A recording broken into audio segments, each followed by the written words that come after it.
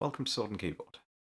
Today I'd like to talk about a game that is very close to my heart, and it wouldn't be an understatement to say that the game and the community around that game have had a serious impact on my life and helped push me towards where I am today. That game is Uplink by Introversion Software.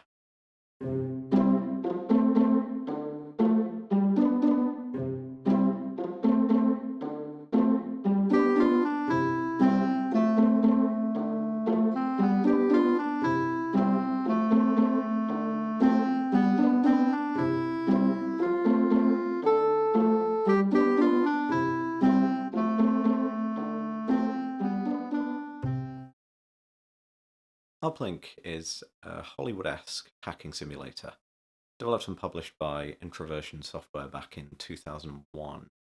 Now, Introversion later went on to produce several award-winning games, including Darwinia and Prison Architect. Now, those later games netted them both an award at the Independent Games Festival and then later a BAFTA, which is a great place to coming from a game where they were trying to drum up support, like real grassroots back in the old Uplink days. So I originally picked up Uplink back in about 2003. From that point, I became quite involved in the forum and IRC communities, which kind of, as I hinted at before, without which I would have been in a very different place in my life now, physically as well as like, everything else. But yeah, so there's a lot of rose-tinted glasses going to come around with this, as with a lot of the games I cover.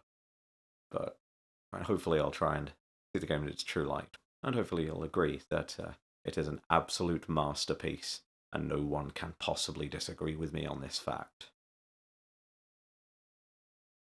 Anyway, the copy I have now is circa 2006 replacement copy I picked up after a couple of house moves.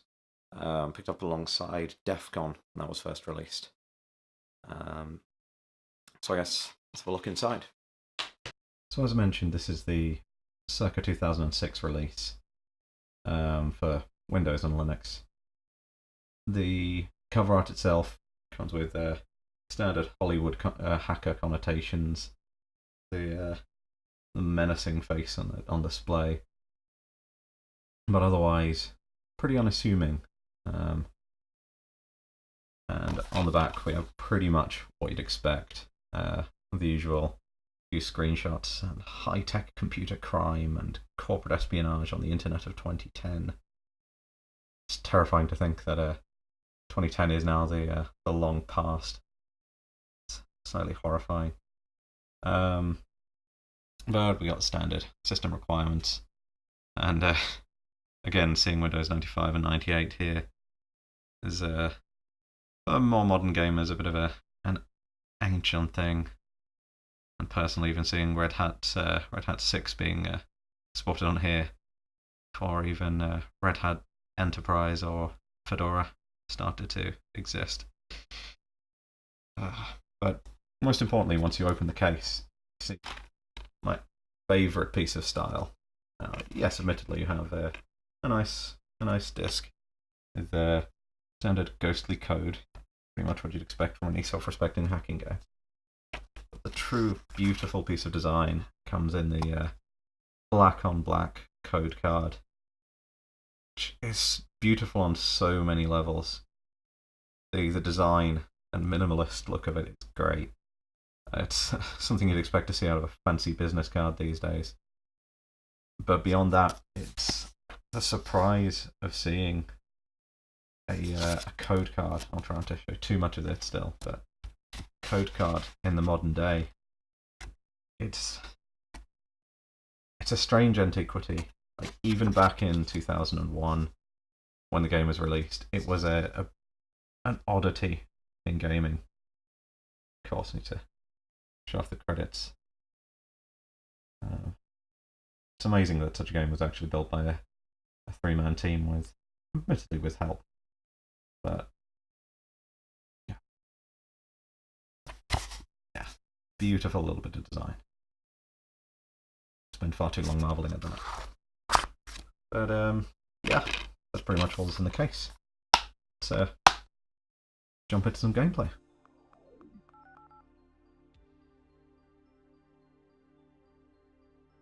So as soon as you open the game, Uplink hooks you in with its unique aesthetic and the old Hollywood hacker charm. And you're slowly drawn in through the usual tutorial, which, after this many years of playing, I fully admit I skipped.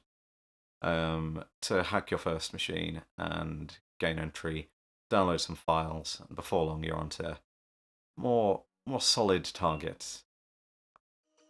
And there is a bit of a steep curve in terms of what you need to know. You're pretty much fine out the gate once you've figured out how to cover your tracks and delete your logs properly. You can start to earn a little bit of extra money. Upgrade both the software and the hardware for your gateway, and slowly begin to increase in complexity the sort of hacks you can manage. Before long, you'll start to notice the underlying storyline start to come out into the open. Admittedly, when you're watching my footage, you may note, if you've played the game before, that I'm not involved in any way in the main storyline. That is because on the 2 runs I've made, I completely missed the initial easy run into the storyline. But the story itself in it is reasonably well executed and sort of exposes you to the classic good versus evil, bad people trying to destroy the internet idea. But it does eventually escalate, drawing you into some tough, nerve-wracking situations, which ultimately realizing that you are watching numbers on a screen go down whilst an automated process continues does kind of take a little bit of the joy out of it. But when you're doing it, you do really note that even a simple hack, if you make a mistake, if you forget to clean your logs, that can be game over straight away. And without some rather iffy save game manipulation, you'll be starting again from the beginning, given no save game checkpoints and the like in this world, I'm afraid.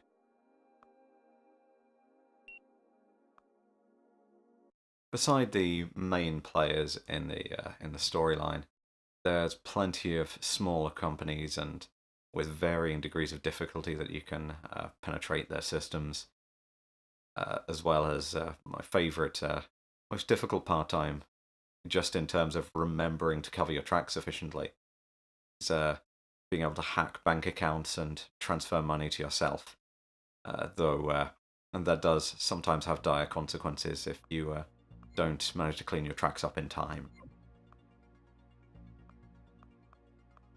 Uplink was also heavily modded later in its life. The source code was released on the bonus CD. From that point onwards, a variety of mods, both large and small, came about, ranging from larger and more ridiculous gateways with a very large number of processors to complete overhauls of the UI, even some of which have been updated within the last couple of years. This did breathe a bit of new life into the game for quite a while after release, but for today I'm just running in the original vanilla mode with no mods enabled, just to give you a feeling of what it looks like from the start.